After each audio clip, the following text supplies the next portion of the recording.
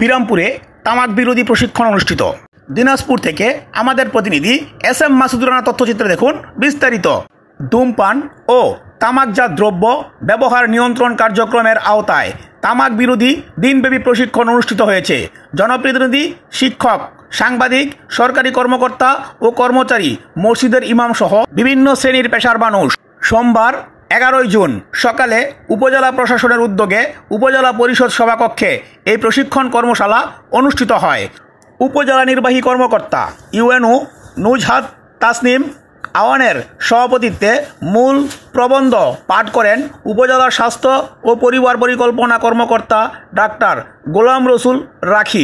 এ সময় বিশেষ অতিথি হিসাবে উপস্থিত ছিলেন বিরামপুর পৌরসভার ভারপ্রাপ্ত মেয়র আব্দুল আজাদ মণ্ডল বকুল, সহকারী কমিশনার ভূমি মুরাদ হোসেন, থানা ভারপ্রাপ্ত কর্মকর্তা ওসি সুব্রত কুমার সরকার।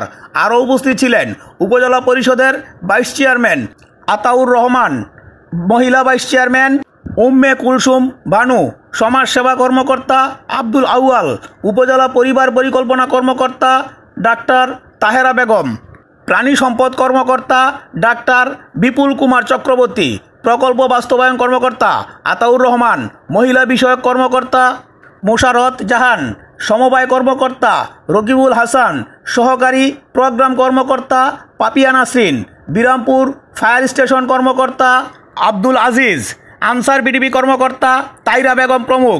প্রশিক্ষণে তামাক ও তামাকজাত দ্রব্য ব্যবহারের ক্ষতিকর বিভিন্ন দিক নিয়ে আলোচনা ও তামাক প্রতিরোধে প্রয়োজনীয় দিক নির্দেশনা প্রদান করেন অতিথিরা। ডেস্ক রিপোর্ট, মাটির মেয়া টেলিভিশন।